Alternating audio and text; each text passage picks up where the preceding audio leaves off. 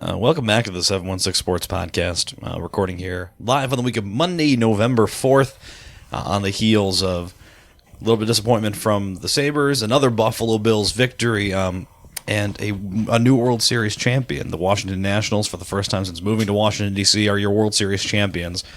I know this room is pretty split between people who actively like baseball, people who are kind of on the fence, and people who actually actively dislike baseball and made a big point out of having watched World Series Game 7 on his social media. Not pointing any fingers. There's at least one of us here in this throwing room. it out there. So someone on Reddit suggested something in an attempt to try to make baseball more interesting and really take a lot of what he calls the three true outcomes. Essentially, a batter is either going to strike out, get on base, or hit a home run. Suggesting that when a player strikes out, there is that they instituted a 1 in 40,000 chance that the umpire just shoots the player dead. Now, there's a lot of moral gray area in this, Sure. but I think we all have to admit that how dramatic would World Series Game 7 be? National League home team, Justin Verlander comes up to bat, strikes out, and gets shot clean dead in the back of the head on live national television. Like I said, Country Joe West, just bang. Country Joe West. Done. It would have to be a six-shooter. Yeah. It'd have to be, and it would get stuck on his gut 110%. So It's like, hold on, don't move, I have to shoot you. Sorry, son. This is how God intended. There's a black cat running on the field during Monday Night Football, and no one can catch it. Oh, nice. Sorry, I didn't mean to yeah. Anyways. Well, that just goes to show you how much some people in here like baseball is that you're interrupting talking about a meaningless I know, I football love game. baseball, but this was just, I'm sorry. Just a scenario. But so just throwing it out there in case anyone ever asks your opinion on what they could do to liven up the sport of baseball. Now, they just keep did- that one in their back pocket. I think They did say, like, if you strike out swinging, maybe it's a shot in, like, the foot. If you strike out, like, on a third bunt, or on a two-strike bunt, yeah. it's a shot in the gut. But if you strike out looking, it's a headshot. I think each game the opposing fans get to vote for their own player and the other team's player who gets the designated shot potential. So if they strike out, like how if you strike out 3 times, you can get curly golden fries sombrero. or something Yeah. like that at Arby's. Well, in this case, if a guy strikes out, they could be shot dead. And So, I think that the would Mets be are pretty going to cool. bring back Bobby Bonilla to the active roster and designate him every game. Sorry, so they the- finally the- get themselves out from financial hell. think it would be But the wonderful. DH, the designated homicide, does only exist in the American League. So the National That's League a is good still going to be the pitcher. We Sorry. still got to keep 2 separate leagues. Yeah, the So National League, it's always going to be the pitcher. So. It's all about Yes. that integrity. So, anyway, shooting at baseball, pretty cool. Go Nats. Nobody was shot at their parade, so that's good. Shout out to Nick, who used to be on this podcast, who is now a diehard, lifelong Nationals Big fan. Nats fan all the way since whenever they were founded. 1969, I believe, was the year. Unfortunately, they played their first 35 years in a different country, but then they figured it out. Details. Came home, finally, attitude. It's all good. Hell of a party today. Good stuff. Everybody's happy. Drinking beer through shirts and trying to drink beer through the World Series trophy, which is a lot more difficult than drinking beer out of the Stanley Cup, it turns out. Folks, not a cup. The World Series trophy is It's hideous. terrible. It It's the worst sucks. trophy in pro sports. Like, the rankings By- are it's not even Stanley close. Cup, then Yeah. the Lombardi Trophy, then Larry O'Brien the Larry Trophy, O'Brien Trophy, and then everything else, and then the World Series trophy. Yeah, that thing is... The MLS Cup way up there ahead 30. of it. The college basketball trophy, the Heisman Trophy, the college football playoff, even the old BCS trophy, The old and new NLL Cups. the old and new Champions NLL Cup Cups, and the NLL Oh, yeah. the Breeders' Cup, the PGA Tour Championship, America's Cup. the Jug of Milk at the Indy 500, and all the other ones. I think I have a few cups in my cupboard at home that are better than the World Series trophy. I thought we were going somewhere else there me for a too. second. I'm about to say. I was like, The first hour of this program is rated PG. Save Yeah. that for hour 2. shooting people in the head. And Mike talking about cups. his jocks. Yeah. Very cool. Welcome back to the 76 Sports Podcast. We're going to talk about the Buffalo teams here for a bit. Bills. Remember that? I love that. They used to do the rap. Yeah. 24-9, beating the Washington professional football team. Boy, that was a lot of rage watching. I think basically I would say not a whole lot of fun, but what we did was we actually opened up, and I don't even know if everybody realized this, but we opened up the 716 hotline, and we took a bunch of your calls. So I think tonight, instead of us going about it, we're just going to listen to some of the callers that called in, and we do appreciate it. And of course, that number again is 716, and then there's a few other numbers after that. And I know that Justin was manning it, and he's going to, I think he put a lot of production into this. He's going to drop these in. So I guess we're just going to take the calls, and we'll just respond to them as they come in. So, Justin, without any further ado, why don't you take it away? I'll hang up and listen. See what I can do here. Yeah, and we'll see how this sounds. Go ahead, caller. We're off to flying. Hi guys. I'm a big fan. Someone says sports podcast. Love Mike's food reviews. Food reviews. I just want to know real quick. What did you guys think of adding Devin Singletary to the game yesterday? Okay. Thank you. Bye. All right, that guy sounds. Do we have a pretty free handsome. T-shirt to give him? Yeah, because we're that's gonna- just so good. So we have one of Mike's cups that are going to go out to you in the mail right now. So be on the lookout for that. But Devin Singletary, Allow 6 to 8 years to arrive. yeah, we'll figure that out. But I'm sure it'll get there eventually. Semantics. Yeah. The good thing is that plastic doesn't biodegrade. So Devin Singletary, okay, it was 8 weeks of Frank Gore. Remember how we put Fred Jackson on the farm? Not sure. Frank Gore isn't there yet. Headed there. Though one of the Third and ones, and One of them- Okay, one of them, is that Mitch- an indictment of Frank Gore or an indictment of running the exact Well, we can same talk formation, about the it. exact same play? well, there at least one of them. Mitch Morse tripped him. Yeah, no, Literally that's- took his legs out. So that's one of them. But still, It's a there's a bold lot strategy, of- Cotton. Yeah, let's see what. see if that Yeah, works there out was for still him. a lot of times that running him up the middle just was not working. Devin Singletary looked like clearly the better running back, more dynamic. He had the nice screen pass on the, God forbid we run a screen pass. 'Cause He it looked worked. like he was in his early 20s. Singletary looked like the key to the Bills having some sort of dynamicism. We've seen the stats. Things have the first 4 games versus the second 4 games. The offense has dropped off, but by far the clearest bright spot yesterday was Devin Singletary. I mean, the games in which he has played, even if he wasn't the feature back, in those first handful of games before he injured his hamstring, he was a change of pace back. He was still coming in and getting you a couple of dynamic plays, and I think that made a lot more difference than maybe we realized. Just the ability of a different style of running back to change the pace. I do think there was still a place for Gore on this team as the battering ram. He wasn't incredibly you can do the effective thunder and yesterday. lightning thing. Yeah, but as far as who was better, I mean, they ran that one goal line play with Singletary. They spread him out, and Singletary got in first touch. Basically, no one Yeah. even looked at him. Yeah. And they run those 3 plays with Gore directly into the line, and nothing. Did you guys see you talked about that screen pass, Bill. Did you guys see that play developing from the field side cam? Like the replay of it? I've seen it on highlights throughout the week. So they snap the ball, and Singletary takes about 3 steps forward and squares his shoulders as if to block, and all the linemen on the right side of the line are engaged. And then all of a sudden, Singletary turns, and all 3 linemen disengage and pull. And my point is, whether this is credit to Dable, I know you can't say that because he's apparently terrible and this team is not creative and whatever. He didn't have a great day yesterday with the runs up the middle, but that play was run really, really, really, really well. Sure, there's creativity involved. That first drive, I felt like it was one of the best, if not their best drives of the year. It's not consistent drive over drive, and that's what's maddening. We want the consistency. And it's But is just that not on there. Dable or is that on execution? Well, I don't. That's I what we mean, don't I know. think it's that's- chicken or the egg. I think. Sure. at this I point. think it's execution. The first drive is like they were talking about offense is always game plan. Those first 15 to 20 plays or whatever the amount is, and when they came out and ran those plays, they were just rampaging down the field. I think Steve, it might have been you who said that this offense is the best the offense has looked all year. That is going to run 40 points on them at this point. It looks like it's that middle ground. Sarcastic about how their offense was elite because they had a good drive. Sorry. Well, no, it's at that point it was. They just went right down the field. Look, it should have been a cakewalk. Washington's defense couldn't do anything about it. And then as soon as that predestined game plan part of the offense is done, then it really feels like they're lost out there. Whether they're not adjusting to what the Washington defense is doing, I don't know what Washington's defense is doing. They haven't really done anything all year against anyone, but maybe they were doing something. Or maybe they weren't really doing anything, and that was hard to figure out.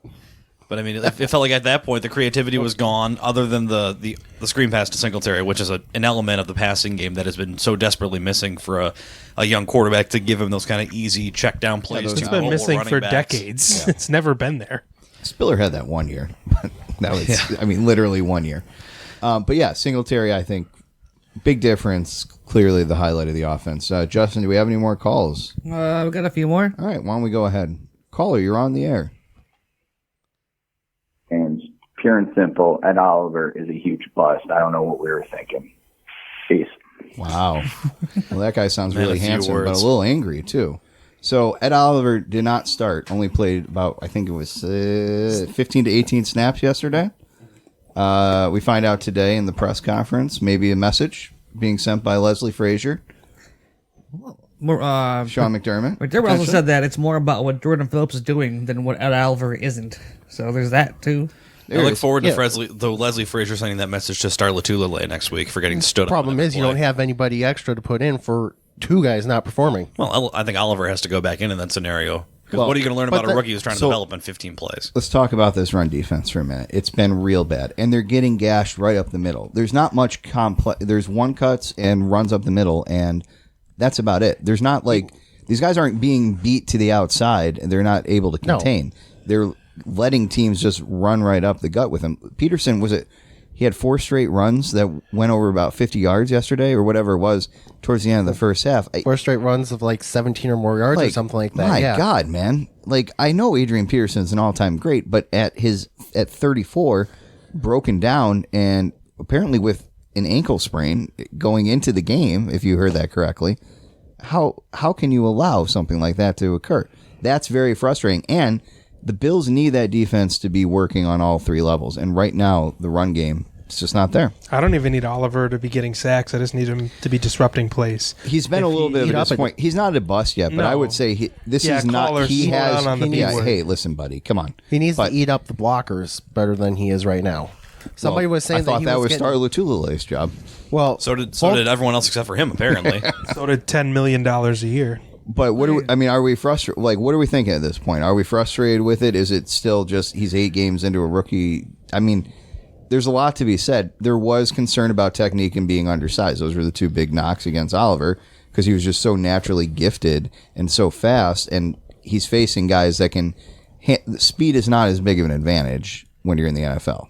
I think it's the difference is learning how to, like, when you're in college, the amount of guys that you play against that are going to be NFL starters is such a small percentage, even Especially at the high level in the that he AAC. did. Yeah, and he's that's true. He's not even playing in a Power 5 conference. Right. He's playing in the best of the rest, but Tulsa is not going to beat Purdue Yeah. in comparison with the bottom feeders of the Big Ten versus the AAC. So right? a lot of these guys that he's facing are guys who are just the best of the best in the world. And I think there's a long adjustment period. Some guys get it right away. Yeah. But I don't think it's necessarily a bad thing that he doesn't get it right away. And there's been flashes, like moments where he's broken through and like overran a quarterback because he was too excited, or plays that he's made or helped out, eating up double teams so someone else can do something. I think there still is a lot there.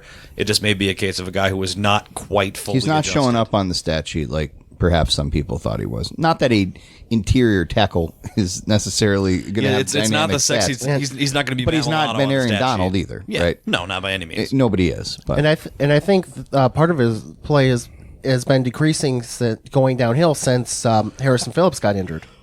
I think Phillips was a bigger part of the middle of that defensive line more than anybody realized, because the whole defense seemed to be going downhill since he was been injured. Yeah. Not just Oliver, but you would most notice Oliver and whoever the other defensive tackle is in there at the same time. But let's give Oliver a little bit of time here, caller. Yeah. Come on. He's not a bust yet. All right.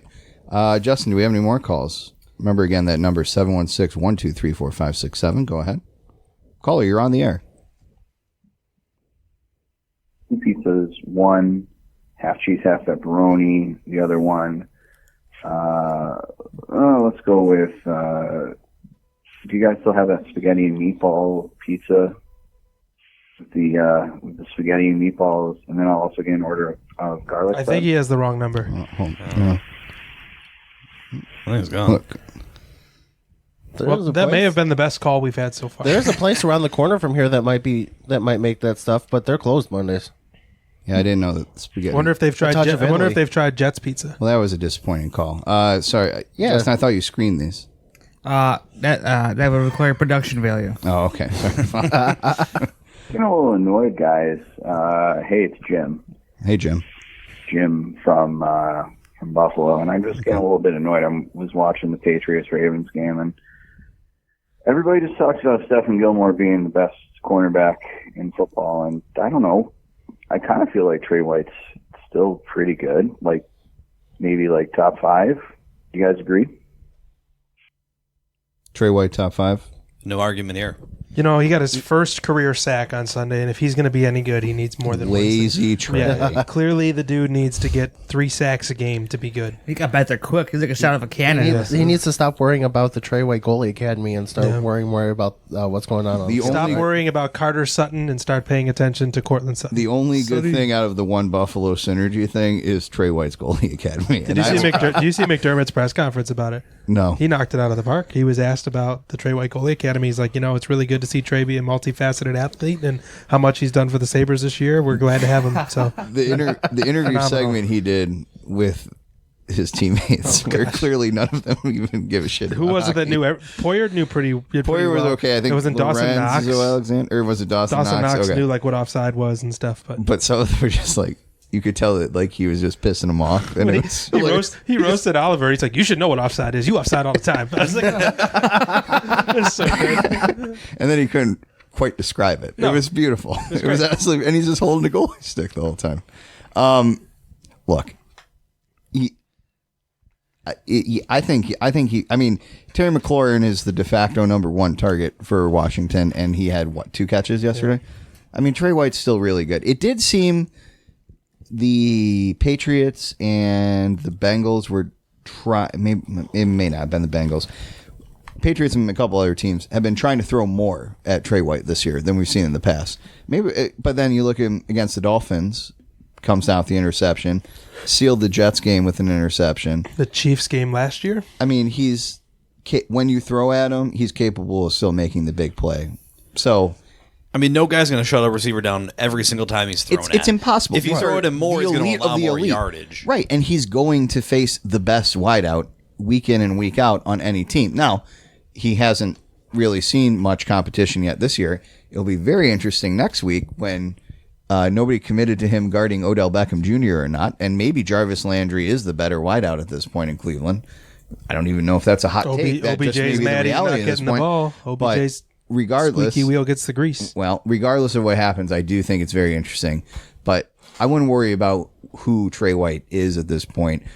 He's definitely one of the elite cornerbacks in the NFL. I think top 5 up there with Gilmore, Ramsey, Lattimore, and maybe Patrick Peterson is a pretty reasonable spot for him at this point. I think you do hear a lot about Gilmore. Like, it just seems, maybe it's because they're always on national TV right now, but it does seem like the Gilmore is the best corner has really been out of control this season. This is the same reason we're talking about Kyle Van Noy more than we're talking about rookie Josh Allen. Sure. Comparable stats because Kyle Van Noy's a Patriot. Right. And I think that Gilmore's I think that White's a little more quiet, and what I mean by that is he's not going to have 10 picks this year. Right. But he's a shutdown corner, and the other thing that I think is really good to be said about him is he rarely, if ever, takes a penalty. Remember when which is really tough to do. Yeah. No, you're right. To shut someone down and not get called for. I don't even mean a PI, because if he's not being thrown at, he could be called for holding, even if the ball's thrown the other way. If the receiver starts to beat him, and he doesn't. It's so tough for defenders these days. And you know why Marcus Peters led the NFL in interceptions a couple years ago?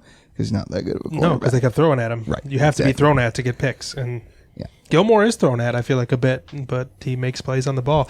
He's able to break late and make a play. But all right, let's see if we have any more calls over there, Justin. Doing a great job producing tonight. I know you said we don't have any production values. I disagree. Man, you know what sounds good right now is that spaghetti and meatball pizza. John Brown. So was John Brown, I think was that was an interesting call. Was that John Brown calling us? Guy sounded pretty handsome though. John Brown. Talking about John Brown. John Brown better than advertised. I thought last year he was probably miscast in Baltimore as a de facto 1 wideout where he had a team that wasn't capable of throwing the ball down the field, and he was not a. I think what's impressed me the most is that John Brown is a much better route runner than I thought he was. And from, I guess, back in his days in Arizona, where he really was just kind of the guy that took the top off the defense under a Bruce Arians-led offense. So you're very usable in that situation. In Arizona, he didn't have to be the guy either because he was there when Larry Fitzgerald was even younger and better than he is presently. All he seems to do at this point is catch first downs. I saw a stat today, I forget the number, but how many of his catches are just first downs? He's getting to the sticks, he's getting open.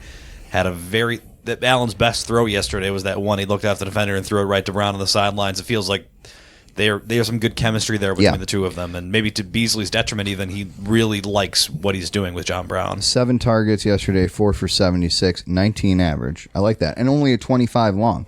So he was consistently going over 12 yards on like every single route, basically, which I like. That's that intermediate area that we've been talking about. And look, the deep throws are still not there, but the intermediate game has been there, and I thought that we saw that yesterday with Brown. It was good, and you got Beasley in the short game, maybe Knox and Croft in that short game too. You have Singletary in the short game if you want to use the screen game, and then you've got Brown, and then Foster, whoever else it is that's going to be that next level. And if you can stretch the defense, I like that. Make potentially. the safety stay back. I have a different opinion. He's been good. And I've said on this podcast that I'm surprised at how good he's been. But if this team gets any semblance of a number 1 wide receiver, he goes to number 2 immediately. And that's fine. That's all right. I feel like he's a poor man's number 1 receiver. Like we look at him and say, "Oh, he's good enough to be a number 1," because we haven't had one since Lee Evans. Like, it's you just haven't had but, one. No, I agree, but I do think that Kelvin Benjamin. But I do think that he has been better than what I thought he was going to be. Yes, with a bullet because I pee on him. All right. Wow. We got any more calls over there, Justin? We got a few more. All right, let's go ahead. Hey, guys, before the Washington game completed, Bill's defense was ranked 16th in DVOA. I know some of you like the advanced stats, some of you don't, but it's not been the same unit as it has been in previous years under McDermott. I'm a little bit worried, even though they're sitting now at 6-2, that the defense may actually ultimately be the downfall of this team, since they were relying on it so much and the offense hasn't taken that step forward. Hashtag dick joke. Hashtag dick joke. That's a good way to tag in. That guy sounded pretty handsome on that call. So I think statistically Bill's overall, on all the callers right now. yeah, I'm crushing pretty hard over here. They all sound handsome to you. Yeah, well, can you blame them? Takes one to know one. That's right. The defense has just not been as good this year. Now, we'll see tomorrow where they rank overall. They've had bad games where they've had yards put up against them. The Dolphins put up yards. The Eagles put up yards. The Bengals kind of put up yards and didn't convert. This defense, it's so hard to be top 5 defense year over year over year. And this appears to be the weakest of the 3 defensive units under McDermott so far. I mean, this is a tale of 2 halves of the season to this point. The first 4 to 5 weeks, they were absolutely lights out dominant. The last couple weeks, this home stretch has not been great. It hasn't. But is it talent difference? Are people figuring them out? Is it as simple as we talked about the issues with the defensive tackles? Is it just teams that just realize you can run up the middle on us at this point? And Tremaine Edmonds still kind of developing. You miss Milano for a game. I think the defense is still a top 10 defense. Is it as good as it's been? I would have to look at it. Probably not as good as last year's. I don't even know if I would know enough off the top of my head to compare it to 2 years ago. And with DVOA, too, it does depend on your opponents, too. I mean, they face some bad offenses. Yeah. The Jets are bad on offense. They faced Eli Manning in week 2. Eli Manning was benched. They faced Andy Dalton in week 3. Andy Dalton was benched. Wait, the Jets are bad? Yeah, I know. Hey, yeah. Breaking news. Hilarious. There's Adam Gase, congrats on the victory, buddy. I saw here's your fun stat of the day. In his coaching career, Adam Gase has 24 wins. He has 25 losses by double digits. Adam Gase sucks. And He's he terrible. missed the birth of his child to produce this. Clearly made the right decision. Defense it's a little bit more bend don't break, and a couple times it's broke this year. I wouldn't worry about it too much, but overall the unit's it's not quite as good, and that's okay. I think the offense is slightly better than what it was last year, so maybe there's a little counterbalance with that. If this team struggles, even in the postseason, it's not going to be the defense's fault. Even if the defense goes out there and gives up 25 points in a playoff game, like you're not going to be like this defense. No, it's going to be what's going to let this team down is going to be the offense, not the defense. You have to expect that there's going to be a game or two where the defense isn't going. There's going to be a few games where the defense isn't totally up to par, and they're going to give up a lot of points. The offense is going to have to step in those situations, right, like the Eagles game. The Eagles game, and right now that the offense is showing that they cannot be relied upon to step up and take over a game when the defense isn't 100% on theirs. You're not hearing a lot out of like Jerry Hughes and Lorenzo Alexander this year too much. Maybe guys dropping off. Defense really took a huge downturn once Harrison Phillips went out. Yeah. Like that defensive tackle position seems to be so much of the focal point of their defense. They gobble up so much, and then the ends attack. And you're not seeing it at all since Harrison Phillips went out. No, Hughes has been relatively quiet this season. Even Trent Murphy's been kind of quiet.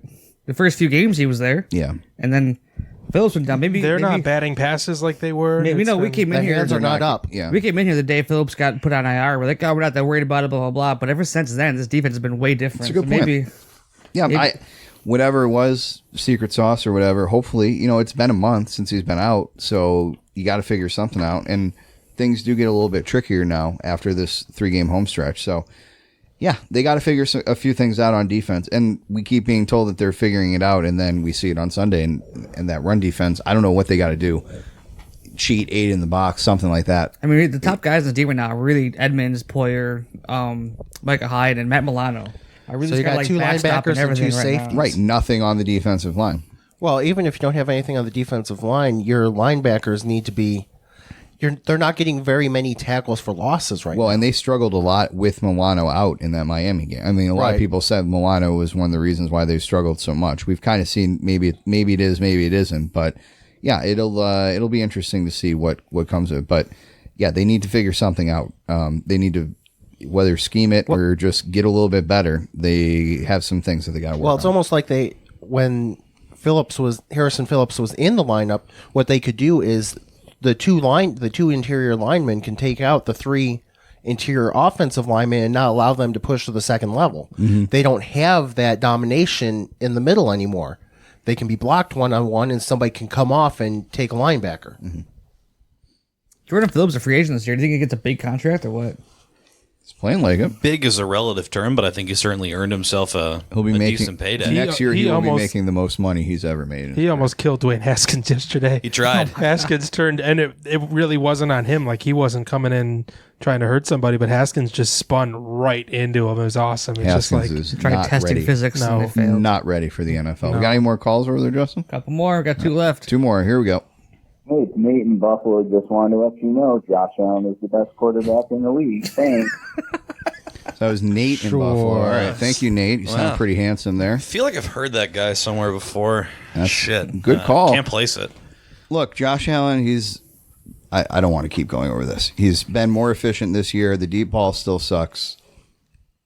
I don't know. I still think he's in the bottom third. Statistically, depends on what Well, you want. you know- Fourth quarter, he's the best quarterback of all time. But you're not allowed to have that opinion because know. the Bills are winning, so we can't criticize Josh Allen because Right. the Bills are winning. You have to ignore his statistics, how many times he's fumbled it, Right. how many times he's Josh turned the ball Allen over. is not great. the fact that he's the 30th ranked quarterback in QBR, which is a weird statistic. If the Bills lose that fumble at the end of the game he had, if the Bills lose that fumble there, it's a whole different game. They might lose that game. Yeah, he's in no danger of getting benched.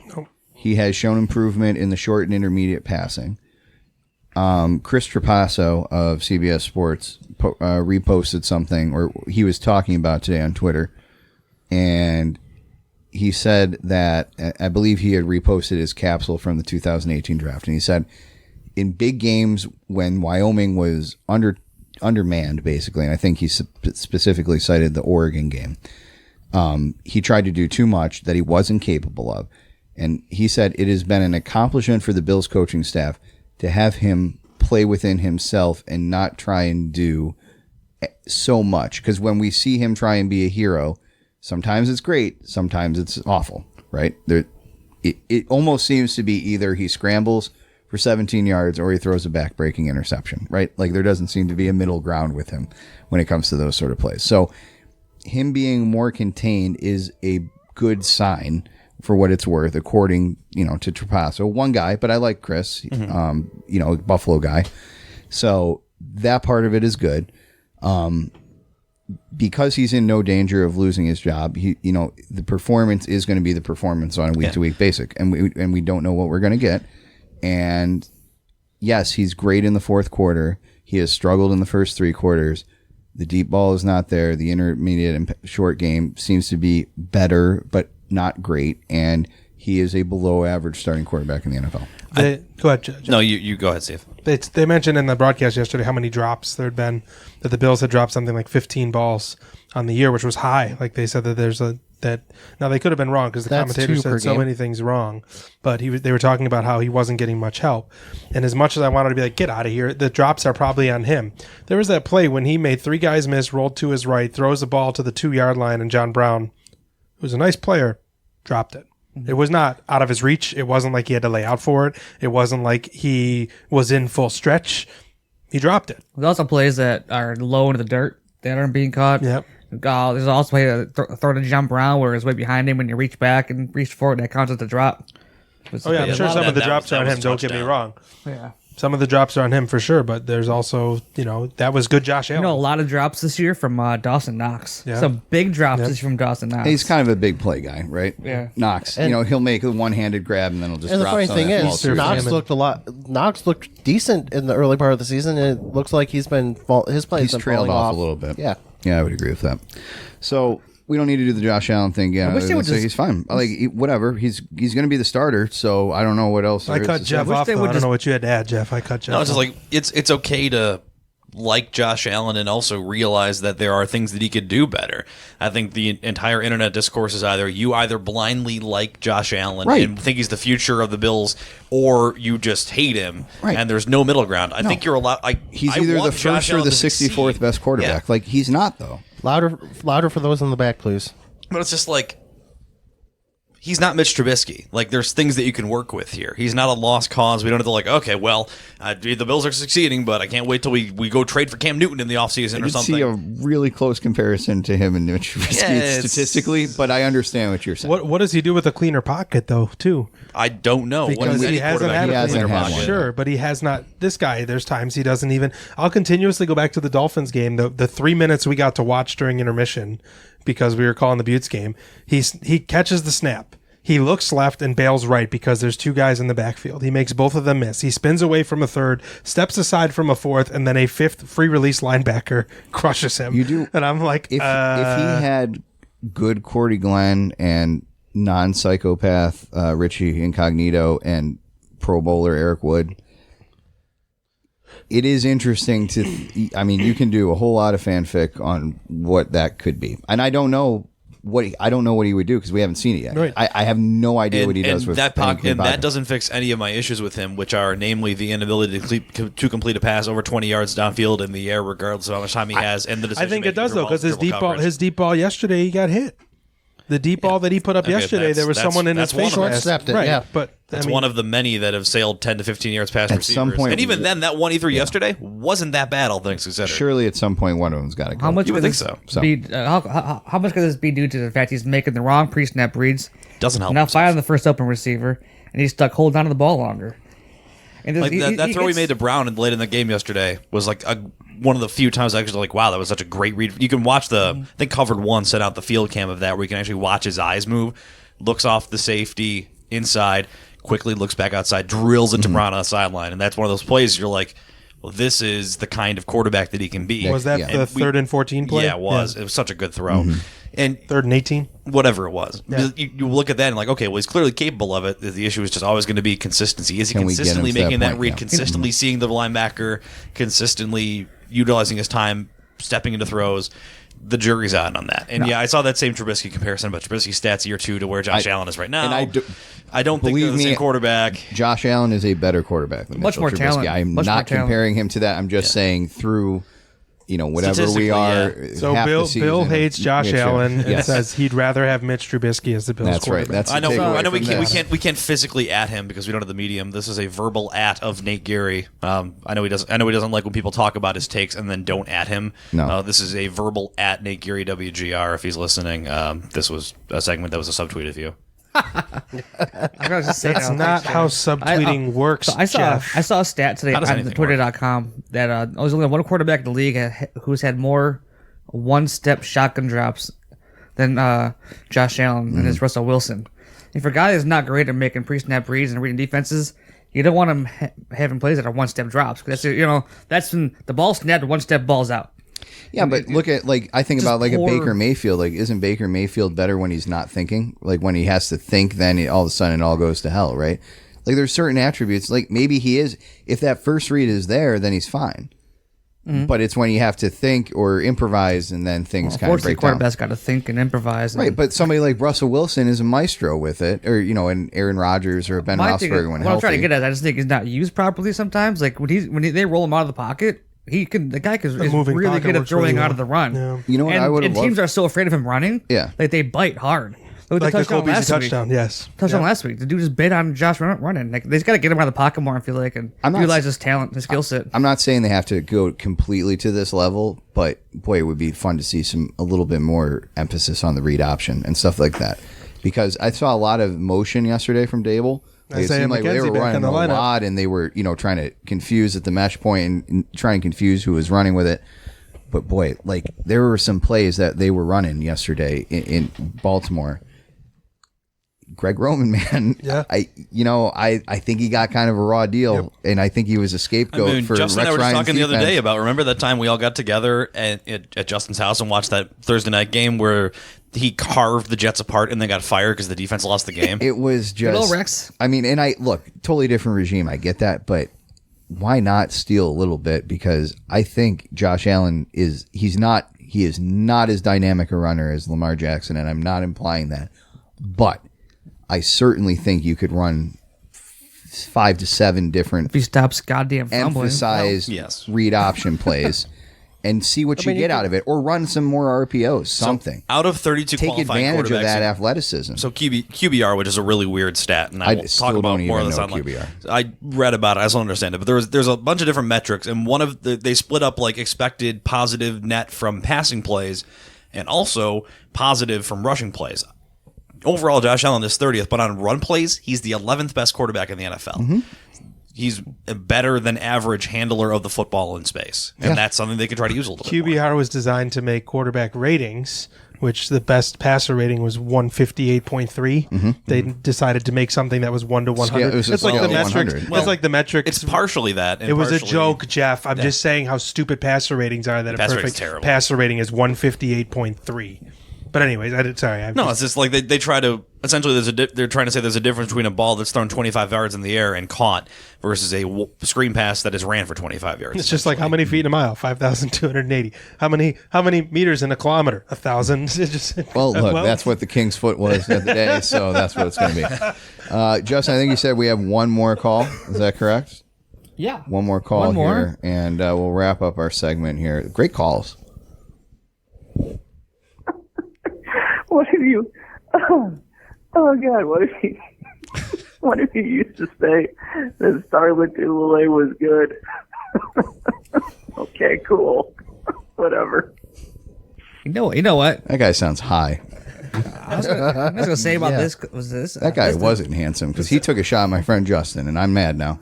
Go I say ahead. Star Tule was good. I did. Well, on it.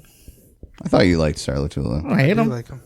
I don't know. When I was calling, He's a- I was thinking of you. He's just a big I was guy thinking of Steve. clogging holes. I don't know. Or whoever I'll tell you called. when I'm watching the Bills games, that Rob really is like I'm not sitting there staring at Starlet Tule, to be honest with you. I mean, You're not in that interior line. his eyes aren't drawn to the Grind. D tackle. Yeah. I don't even know who's on the field in the fucking D line, honestly. Not Harrison Phillips. He's looking for Sam Adams, Pat Williams. Yeah. Good In old Gone are retrospect, the glory days. really depressing way to end the phone call, but yeah, I liked it. Yeah, Lutule's been, I don't know. I mean, I was told last year what I said. Run Why into is the he not bank. doing anything? And I was told, well, he's eating up blocks. Well, not anymore because they're We did say that just on the pushing show. him off. Yeah. So How many weeks has he been bad though? Are you willing? 3, to, 4, Okay. 5? I don't agree know. I agree with 3, Okay. but beyond that, like It just feels like a waste at this point. Without a healthy Harrison Phillips, Star Lotule can't be good. I don't know. We did talk about the second half yesterday as well. Right. And I'm They not- were they were better in the And second I'm not. half. I They don't were- even know how many snaps Star played in the first half versus the second half. But to be clear, we said that Peterson went 110 or 101 on 10 carries. Yeah. And then he finished with 18 carries and 118. Yeah. So 108. 108, right? So 7 yards on 8 carries in the second half. They did figure something out, and I think that it's kind of the defense as a whole. Like it's possible, and you can listen. I'm not Star Latulele is not my uncle. Like it's possible he's taking up 2 blockers and then someone else is still missing the gap. And I'm not saying that's happening. I just the people that want Starr to get sacks, that's not who he is. The people that want him to get he's never tackles, gonna be that. that's not who he is. But my point is, it's very possible that he's taking up 2 blocks in the A gap and they're hitting the B gap on the other side, and it's because Jordan Phillips and Tremaine Edmonds got swallowed up, or Tremaine Edmonds was a step late or a step. I don't know, but I'm still not ready to quit on this guy. I mean, this team, their run defense has been good. Even last year when they got gashed by New Orleans and the Chargers, they had a lot of really good games against the run. So I'm not ready to quit on this guy. I don't think he's the problem. I think he's the scapegoat right now, and it's not without merit. But I don't think, man, if they were to cut Starr Lotulelei, they'd be better. Or he's the reason that they're struggling against the run. I don't feel that way. He's gonna do that nobody likes, so he's a target. He's the whipping boy. You know, his one bad play. He's like, look at this fucking because guy. he's making $10 million. He's supposed to tackle the rusher every time on his own. Yeah, That's I guess my thing, I'm getting, I see the running backs that are still potentially out there, and I know maybe the teams aren't great, but when you see guys like Nick Chubb and Ezekiel Elliott and the entire Ravens attack coming later on in the season, it's concerning to me. I hope they get it fixed. They're going to have to get it fixed pretty soon, because I would think that you're going to see a healthy dose of Nick Chubb tomorrow. Are the Ravens even good at running the ball? Wow.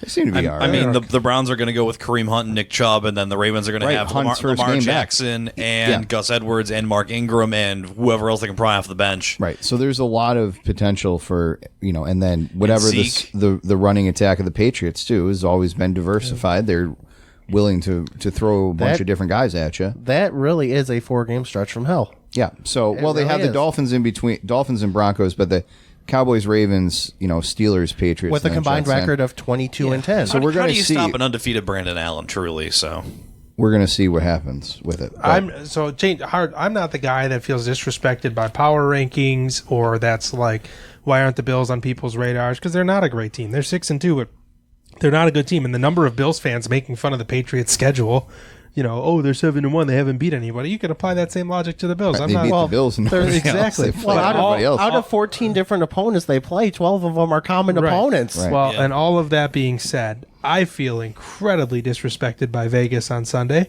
But I don't think they're wrong. 2.5. So the Browns open up as 2.5 Browns point favorites. are 2.5 point Now favorites. they say you get 3 points for being the home team, so that Right. means that they Yeah, think that the Bills are a It's half about- point better than the Browns. That's basically even. Yeah, they're Well, calling this is it the a same they're calling it a Vegas pick'em game, Odds makers that thought the Browns were going to win the AFC North, and the Bills were going to win 6 games. ESPN, Right? take that for what it is. ESPN's they power. were right about the but they're Bills not winning 6 wrong. games. Like they're oftentimes if you look at Vegas lines, like you can go listen. I play daily fantasy once in a while. Rumor has it. When you look at like Vegas lines, when they pick like in the NBA, when they pick a team with the game with the highest over, they get it right. Like not all the time, but they talked about like if you were to pick every game in the NBA and you were to always go with the Vegas lines, Vegas is right like 58% of the time, but that's better than what just picking randomly would be. Like I don't know, like they know what they're doing, but they open with the Browns. The 2-6 Browns is a 2.5 point favorite.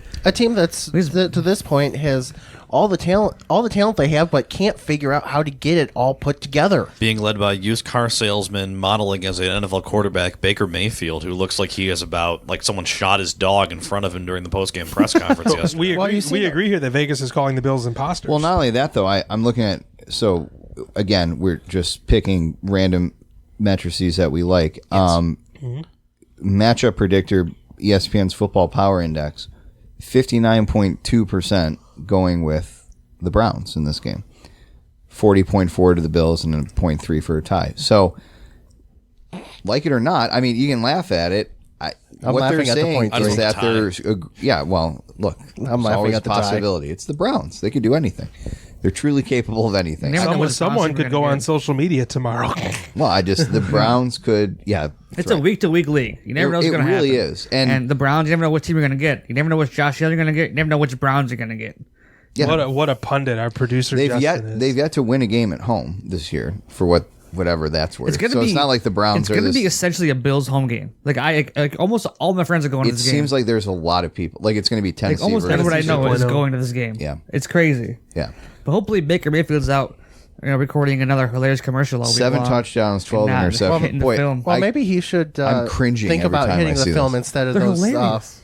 that instead ad of where cleaning he- up and pushing the lawnmower through the field. Those are and- great commercials. That was really funny. The one he's got to get the drink for his girlfriend. goes all the way It's across to get pretty the funny. lemonade. I mean, there's probably a stand right I behind really you, like the guy. one out with all the switches. They're good. Is it this one? I like 'em. Is it this one? No. I love this one? commercialism.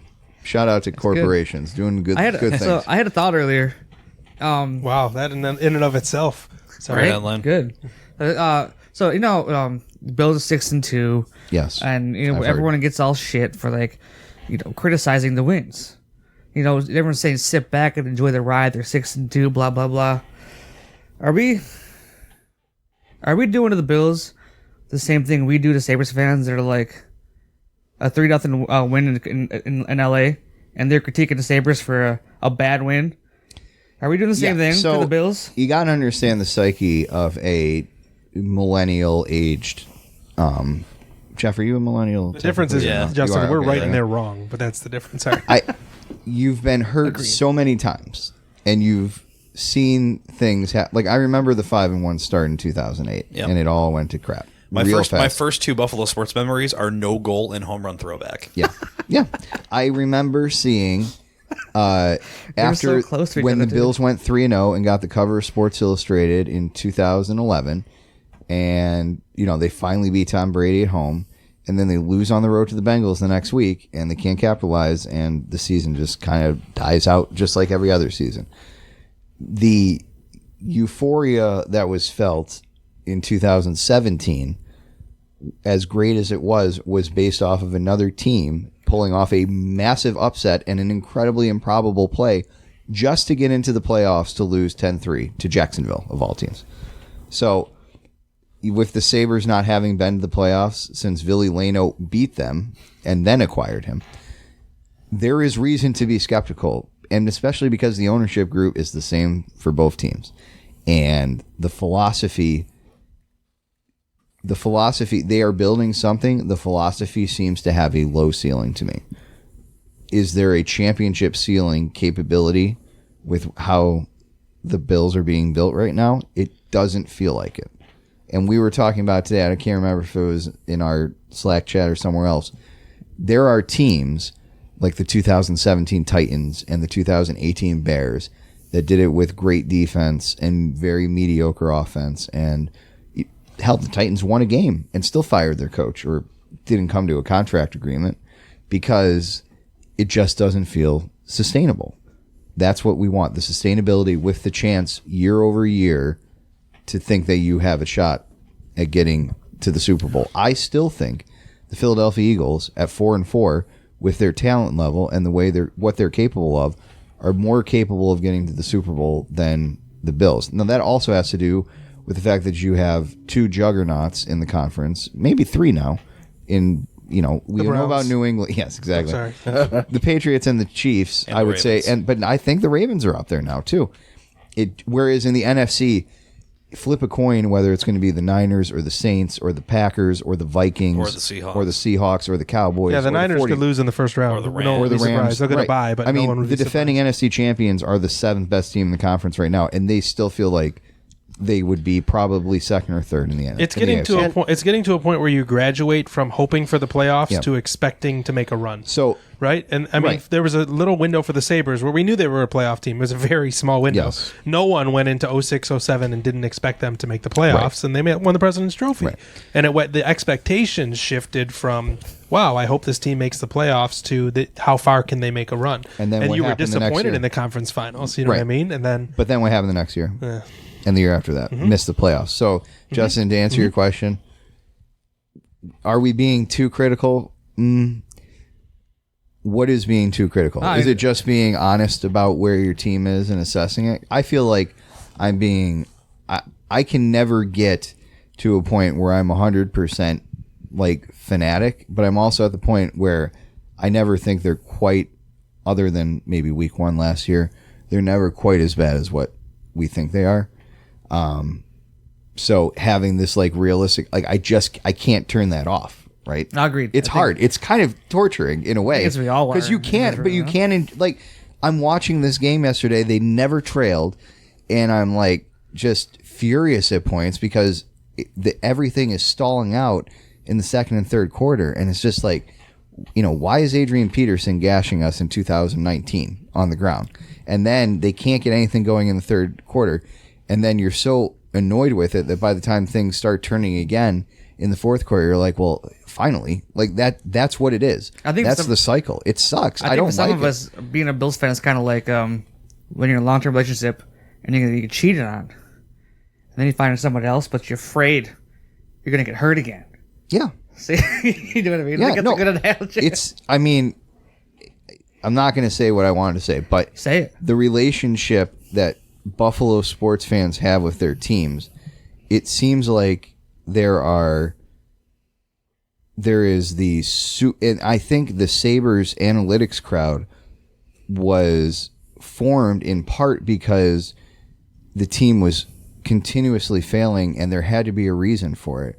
And guys like Chad and others were able to tell you in a different way, whereas guys at the Buffalo News are telling you they don't have enough heart. And it's like, well, no, I'm not worried They don't about go the in the heart. corners and win the puck battle. Right. And it was so cliched, and hockey coverage was so cliched for so many years. And it's still on a national level, even in Canada.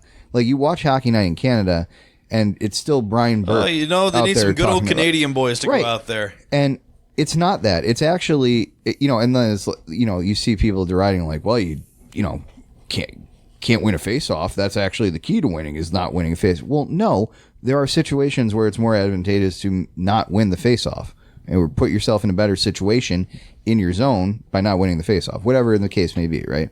So it's those nuanced things, and there's so many nuances that you don't have the time to explain them all. And by the time you try and explain to them, there are a lot of fans that don't care.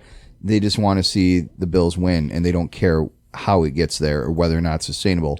They live in that moment to moment, week to week, whereas I'm hoping for something over 5 years where I can come in and every year I can get a team that's between 10-6 and 12-4 with a realistic shot at the Super Bowl. Yeah, I just don't Brady feel like I'm getting retires it. and you slot in. Right. Partially by default, but partially because And now you're good enough I'm to do it. really afraid that Miami is going to be the one that sneaks in there because they're going to be having so many draft picks and could potentially Cleveland have so much Browns 2.0. Well, but there's no correlation between what the Browns and the Dolphins could be doing.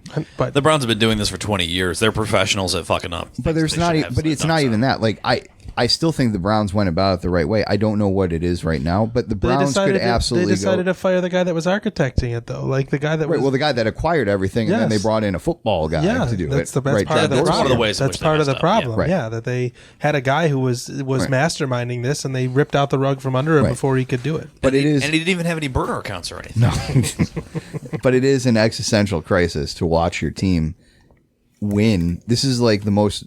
It's not depressing that they're 6-2, but it's just like it is such a product of the schedule and nothing else. Yeah, I feel to like me. there's things that are true about Because this the team two that you can't shout from the semi-decent teams- rooftops right. because they're 6-2. Right. And no one will take you seriously if you critique and say this is like the 20th best team in the NFL because they're 6-2. If they were 6-2, but they beat New England, or if they were 6-2, Well, and that's they a beat different Philly, discussion, right? If they Exactly.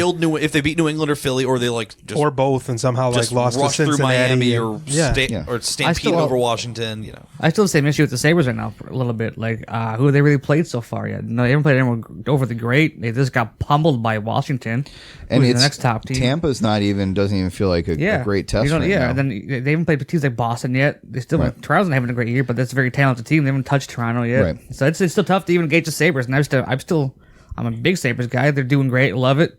But I'm still even I'm cautious about them. Still, Yeah, I mean, and they've played pretty well. Like it does seem like they are a more cohesive unit, and they play as a team much better, a much Yes. more team game. And can we Yes. say at this point, you're talking about like sustainability and whatever. Like I hope this year they can win a wild card game. Like that would be for me progress.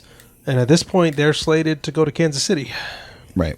Well, which hate I to know. see it. Yeah, it's like you cross that bridge when you get there. And don't get me wrong, I'm excited to make the playoffs if the Bills, as long as they don't royally screw this up and make the playoffs. I mean, but this could be an awful lot like the last time they made the playoffs, that they get in and it looks like they don't belong. Like, not that Jacksonville trounced them, but they like if you were looking at a chart and picking out which teams shouldn't have been there out of all 12 playoff teams, I mean, being realistic, it was probably the Bills. yeah, I agree with that. And now this time, is it slated to be that way again? Like, unless they have a big win in the last few weeks. I mean, you've got chances against Baltimore and New England, or maybe even Dallas. Depends on what Dallas team exists by then to show up and be like, okay, we can hang with teams that are better than us, quote unquote. I'm just excited all the Bills fans get to go out to Kansas City, have some great barbecue before the Chiefs beat them 40-4. Indianapolis is behind the Bills in the standings, and I would put all of my money on them being a better team. Brissett, Warhoyer, like, I think that Indy's a better team, and I know that. Imagine if Indy still had luck.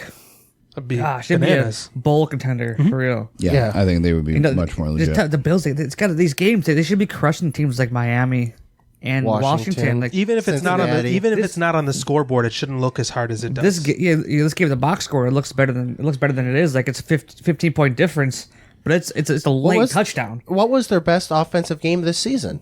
The Giants, when they, like, in the first half, rolled over them and then packed it in. And the other second than half, other than a few Josh Allen mistakes, New England. I feel like this Washington game was like a case keep them away from a loss. I was never nervous on Sunday. I was sitting on the couch next to my wife. Well, when they were doing it, I'm going to get a lost shit for this, but I was watching the game. I said to you guys in Slack chat, they're going to Bills this one away. Let them hanging around. They're going to Bills this one. I rolled my eyes at you because I wasn't worried. I was on my couch sheepishly Sleeping. Sheepishly. Sleeping. In the third quarter, I fell asleep. Waking up at the 2-minute warning of the third quarter. Sorry. I was still waking up. But I found myself sheepishly hoping they lost the game. Because I love Carnage and I just wanted to see the fallout from see it. the world burn. Yeah, and I was like, I could see the look in your eye during the Miami game. I kind of wanted to see the change, It's changed something. But I don't think there's going to be the change. I was waiting for the Sabres to pummel 6-2 against somebody because I want to change that team too. Like, something's got to. And they did change. So let's we'll talk get to about that. We can talk about it now. They played much better on Saturday against the Islanders. I mean, they let up one bad goal, and that was it. Not even a bad goal; it was a goal. It was a shit goal. That was so unfortunate. that was a terrible goal. It was a bad luck goal. Yeah, bad luck goal. But that was it. And they played the Islanders, who are the hottest team in the league. 9-game win streak. I mean, One bad bounce away from a 0-0 overtime. People are so ready to burn the team down, and it's hilarious because a couple things I noticed. I was talking to my wife about this. She's not a huge sports fan by any stretch, but when there was a report in the morning, I think from Harrington, that said that Kruger was like, sorry I took long to come out to address the media. Yes. We were shuffling the lines and we're playing it close to the chest. And I'm like, yes. So they get shit pumped in Washington, and only then does he start to make some of the changes that we wanted to see. Olofsson down to the second line, but still on the first power play. And I said to my wife, I think Kruger has had these lines in his mind for a long time. But it was one of those things where he wasn't going to fix what wasn't broken. Mm-hmm. Like, it was working. Yeah, I have these ideas. There's these things I want to do. But the last thing you want to do is win 3 in a row and tell Olofsson, hey, buddy, you're playing okay, but we got to relegate you down to the second line. Because of course it's going to bother Victor Olofsson when he walks in the morning and sees he's no longer playing on the top line. Who wouldn't it bother? Yeah. If you're competitive, that's going to bother you. Yep. But after you get drubbed 6-1, well, some changes have to be made. And of course, Montour comes back into the lineup and looks really good. But they played very well on Saturday, and I really, really like the strings that Kruger pulled because you saw some positives from the changes that he made. Saboka down to the third line, letting Olofsson play on the second line. That made that line better. Yeah, they didn't score, but man, they looked Olofsson good. Looked a lot better. In my They opinion. sustained play in the offensive zone continuously. They almost were worse at it on the power play, but 5-on-5, they sustained offensive zone time. They looked really good. Varlamov was the difference. And I mean, so the I can't post- even say that because there's no goals on the other end. That's a bad one, but Varlamov saved their asses. The post and the but glass snipes. Varlamov made some constantly. huge saves for them. Yeah. It was a was fun good. game to He watch. was very good. They did play well. They just couldn't get the puck in the net. It was one of the more exciting 1-0 games I ever watched because there were more chances for the Sabres than the Isles. it for was sure. a clean game too. That third period, I think went 15 minutes of Yeah. real time of ice time before there was stoppage for the first TV timeout. That's crazy. I mean, that was incredible. It was so much fun to watch. I don't know if I've ever seen 2 TV timeouts not only get skipped over, but like 3 minutes past or 4 minutes past when they were supposed to happen. Yeah. We're 5.5 minutes left in the game. It was also great to see my my old college professor calling the game in the second period there. Shout out to Paul Whelan. He did a good job. Paul was great. Paul produced TV for the Sabres for a couple decades, and he was my capstone professor at St. Bonaventure. Kind of made me realize how really insufficient cool guy. Rob Bray was at his job. What's that? Gotta make me realize how insufficient Rob Ray is at his job. Like, I think Rob Ray's pretty good, but then this guy came in and was like, who is this? I don't like him a lot. I mean, Paul's got to be. I'm pretty sure he's like pushing 80 these days. 75 Well, I days. think But he he was does a talking great about. job. I think he was talking about working with Generette back in 71, 72. yeah. Certain famous Japanese draftee was a complete figment of Paul's imagination. He was the guy that put that into play. He's a really cool guy, and he has a book out. Buy it. That's my suggestion. So it's funny how you said it's like a fun 1-0 loss to watch, and like shit pumped. I love that word shit pumped. By the way, we should make sure it's shit pumped. Yeah, we'll sell. Be a simple Yeah, sentence. people of all those. over him. Tens. Let's start a plumbing deal with. Yeah, we could get that. You can get happening. Roy's a sponsor. Maybe, Roy's, Yeah. get your shit. maybe I can barter with them for my current plumbing situation. I forgot to say Roy's now. is- Oh, so that game was 6-1. The Washington game. Yeah, it's And I miserable. thought it was pitifully. It was so boring. I'm gonna watch this for Backstrom and Ovi, and both teams they didn't want to play it the entire game. Washington scored 6 goals, but they didn't like in it. They just converted on their Yeah, he chances. just sat on it after. Like I was watching and Nick was there, and I was like, this game was just so boring. The crowd was dead. It didn't look fun to watch at all. It was just no action back and forth. I don't know. It was weird. Weird Yeah. thought. I don't Yeah, know. it makes listening to your description of the game it makes me glad that I was elsewhere Friday night. So Nice casual 4-on-1 goal, and oh my god, 4-1. And you know who it's on? You know who was the Darlene. one? No, it was No, Darlene sent the puck across. Sorry, I thought you were saying who the 4-on-1 was on. who the Sorry. one defender was obviously Risto. I was like, oh, I can't wait to see when Tara Bristow on this. What, he can't stop He 4 played players? it right. He played it right. But now they're in Sweden. Got there pretty quick. They just played Saturday night. Now they're already in Sweden. And practiced. Yeah. Who would have thought we'd have said this? The Sabres have a chance to get back on track by playing the reeling Tampa Bay Lightning. The Lightning are struggling to say the least, getting shit pumped by teams left and right. Thank you, Royce. And that team is reeling. Their Twitter is a firestorm. If you go onto one of their tweets about the results of the game, every other tweet is Fire Cooper, and the other ones are the sky is falling. And go ahead. 13 games so far, 6-5-2, 14 points. How many goals will Rasmus Dahlin score? Because they're the in Tampa Sweden. Bay Lightning are a -3 in goal Goal difference. differential. Who would have ever seen that coming? And their lines are a And joke right now. They've only scored so as bad as everybody thinks the Sabres are right now. 44 and 47 for the Lightning. 45 and 40. They're trying so They've hard. scored. Sabres have scored more goals and given up fewer in a not insignificant amount of games. So are you ready for what Cooper is trying? Can you name me the top line for Tampa Bay right now? Because he's trying everything. Kucherov, Palat, and Taijo. No. Good guess, though. You had one right. I don't know much of their team. Kucherov. Kucherov just got promoted to the top line. He actually was playing on the That's second the line. Hart Trophy winner. Yes. So your top line is Oh, Steven Stamkos and Nikita Kucherov. On the other side is Alexander Volkov. Who? Yes. Second line. Taijo, Palat, and Braden Point. Correct. Very good. Oh. Third line. Drinking. I don't know I don't anybody know else on the enough, team. know enough Tampa Bay Now I'm forwards. done. But so here's the deal, guys. Like, remember Yanni Gord? Vinny Remember he got Lecavalier. paid and he got some Marty money. Sam- St. Louis. Yanni Gord is Ruslan Fedotenko. Yanni Gord's on the fourth line because he's not producing this year. Cedric Paquette is on the fourth line. Your third line is Sorelli, Killorn, and Matthew I Joseph. forgot about Corn. Corey Conacher. But these guys were I know, like I Yanni know. Gord was the top line winger for them last year, and they're trying everything, and the lines are in a All right, blender. is there- Speaking of bottom, Kucherov and Stamkos have been split up all year, just for the record. They were trying to like Taves and Kane them, and now because that wasn't working, they had they're to putting them remarry back them, together, and yeah. it's still not working. Yeah, go ahead. speaking of bottom lines, you should repeat that Ottawa Senators bottom line, the extra fifth line of practice. Well, it's It was Bobby Ryan. Bobby Ryan, Artem Anisimov, and who was the other one? I forget now. Another. It was Zach it was Smith. $16 million worth of Not the big players. one. What was the actual? Oh, and their defense pairs. So Hedman's hurt. I don't know if Hedman will be ready for this weekend, but the top pair of McDonough and Cernak. Second pair, Sergachev, Shattenkirk. Yeah. That dude's getting paid by two teams, right? Jan Ruta and Luke Shen. All right, well, You know what's gonna be fun is watching Darlene skate around like his goddamn hair is on fire. Apparently he's so I like said, how many uber goals is he going to excited. score? Because We need to see that. He hasn't been great so far this year. Dummy. Yeah, he has He's not been great fine. now. I'm not saying The old he's a bust. I'm just Sophomore saying slump might be a real thing. could be. Who knows? Could be. I think he's just trying to do too much. He's got to play more simple, but that's not what he does. That's not how he plays. here you He's go. not a simple guy. Sorry, your fifth line is Ike Bajek. Jack Eichel. Bodker, Anisimov, and Ryan, and that is a combined $15.8 million. Forgot And that was the fifth they line. had Nicole Locker. That was the fifth line taking line rushes. $4 million for Bodker, 4.55 for Holy crap. Anisimov, and then Bobby Ryan is making 7 or a 8. cool That is over 7 million. 7.25. Folks, we're having fun. I played roller puck against Bobby Ryan in Indiana. I lived in Indiana. Absolute roller hockey goat. And he may be going back there after this contract runs For out. $7,250 a year. He'll be playing. Fort Wayne, Indiana. 7.25 hot dogs a year. That's Phil Kessel. He's in. Sign him up.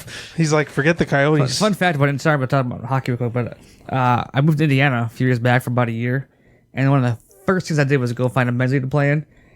It's like, I'm in Indiana. I'm gonna fucking shit pump this league. Yeah, Royce. Okay. He said you. this 7 years in advance of us knew. knowing that he wanted to say it. Yep. I'm gonna shit pump this league, and dude, I was. Boy, Indiana, the There was most someone- Mayo State. You were a duster. It was some of the best hockey I've ever played. There Yeah. were 3 guys on my team from Minnesota Duluth University. There Oh, was yeah. home, Yikes. like, Oh, well. like, dude, it was crazy. That's my story. Justin Midwest. steps out on the And then I ice for played, his then I played first. roller hockey, and he fucking goes- Bob Ryan's out there. Can't win. I'm supposed to be the best. I'm from New York. They win the I know the face-off. hockey. Justin has the puck. They go Yeah. on a 3-on-1 the other way, and he's like, "Fuck! This was supposed they to be even- my shit pumping." Do they have it? They don't have it. Do they have an ECHL team? They have they actually just got they had a juniors team. They went to go Indianapolis Ice. They had a junior team. Rockford, John AHL. Carlson played on it. It's called Indianapolis Ice. But now they have the Indianapolis Ice, okay. Indiana Fuel or Indianapolis Fuel. They just got an because ECHL race team. cars. That's the key. If it's not the football team, every other sports team has to reference. I was that. at the race Indianapolis. cars. Well, nothing on the Fort Wayne Mad Ants, let me tell you. I was jonesing for hockey. They used to have they had an AHL team years ago. I went to a game there a long time when I was a kid. Mm-hmm. My dad lives there, but that's why my connection. Sorry. Yeah, that's But fine. I was We'll at the talk about junior garages later. game. Yep.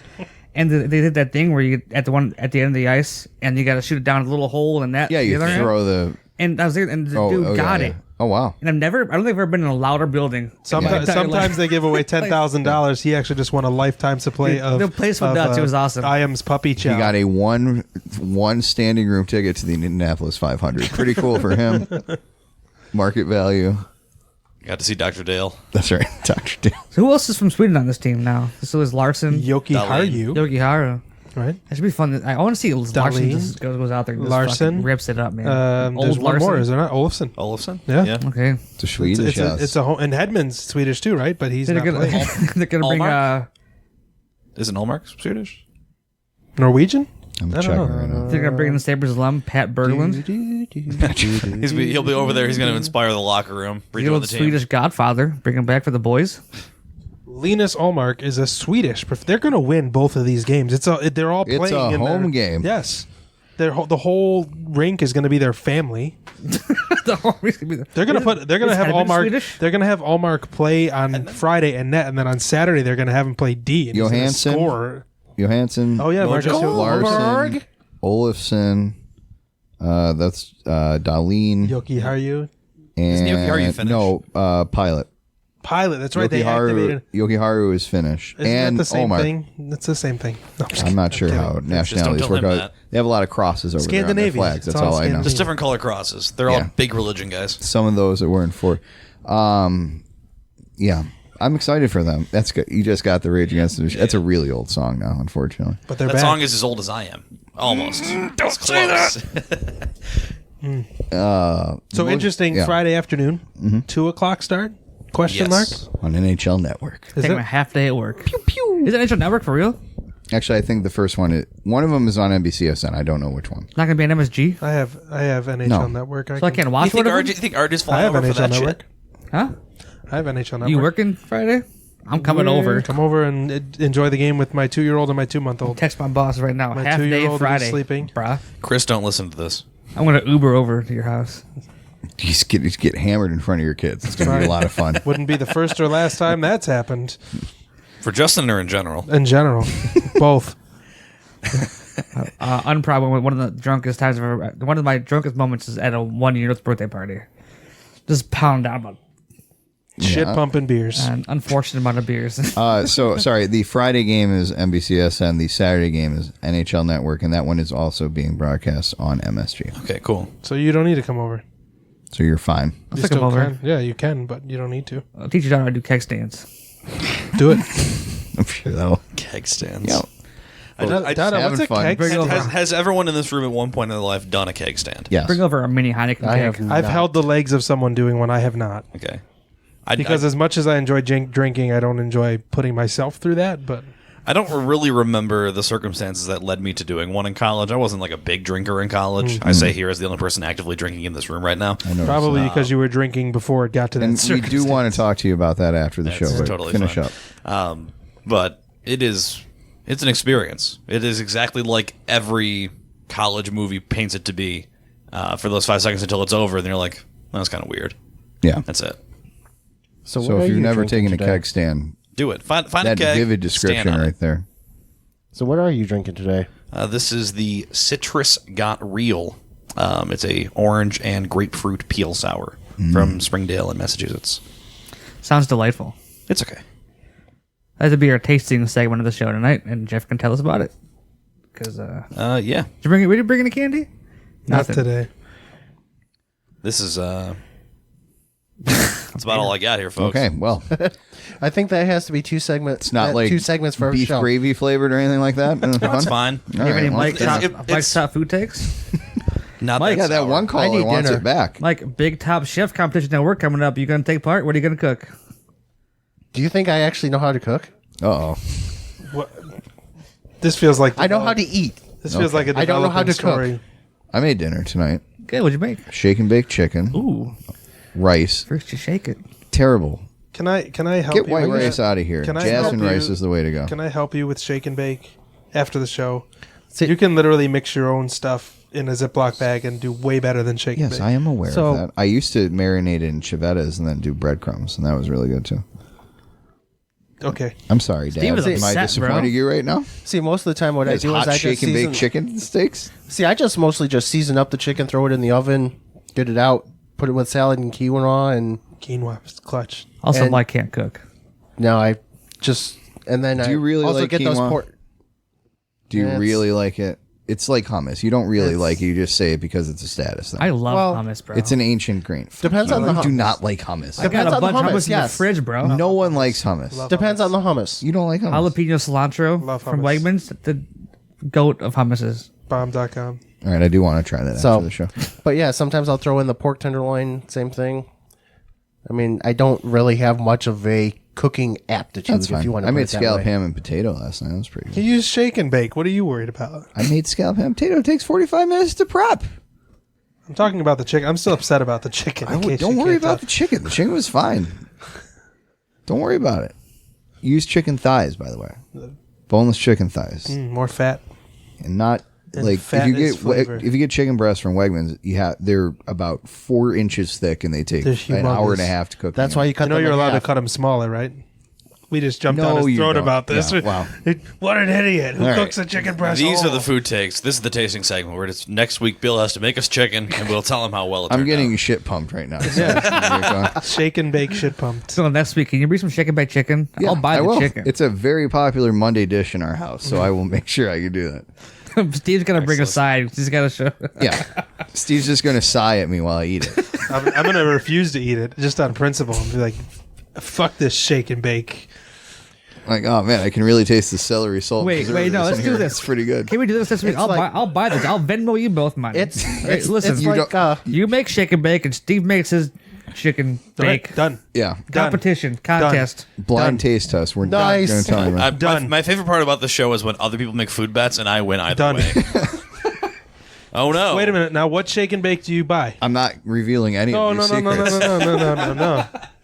I Wait a feel like minute. I need to provide you with no more information about that. You don't even know what kind of chicken I'm going to make, so I guess that's fair. Probably the one that I actually just buy Aldi's brand of wings. shake and bake. It's not called. No, I'm just kidding.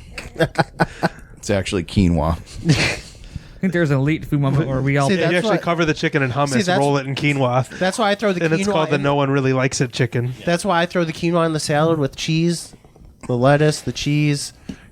just Cover drench with it in more ranch. cheese. Tell I me do not, like not eating. iceberg lettuce, right? No, Okay, good. no, either romaine or I get like the Arugula for the win. Remember when the Arugula. romaine lettuce crisis happened and we couldn't eat it?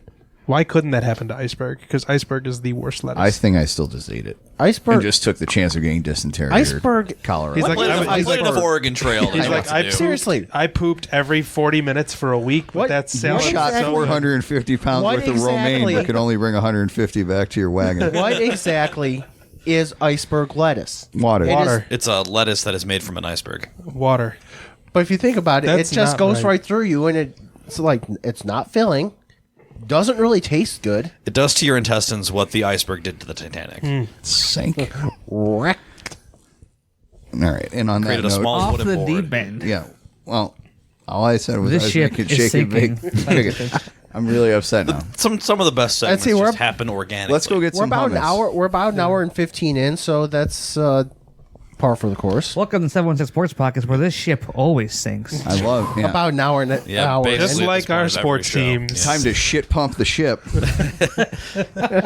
Get on out of here. Thanks for all those callers, by the way. They all sound pretty handsome. Except for the They one did at the pretty end, it well. was really super high. Sorry, thanks to our caller. except for thanks high to guy. our caller today. Callers. Sorry, plural callers. Yeah, all of them. Every single one of them. Thank you, Nate. Thank you, Mike. Thank you to all the other ones out there. Jim. Jim. Yeah, whatever. John Brown might have called. I don't know if that was He was John just Brown. making a declarative statement. I declare We do- bankruptcy. All we know is that Tage Thompson did not call. Not today, thank God. We gotta get We some lost of his those. number real quick. Yeah. After that one time. We gotta get some. Also of those known guys as he over. blocked us. Am I still allowed up in your bedroom or no? All right. Anyway, Facebook.com, because now they changed it. 716 Right. Sports Podcast. Check that out. That bar is so blue. Twitter.com. I think we may have. Sorry.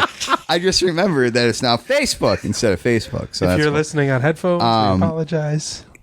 Twitter.com, 716 Sport Podcast.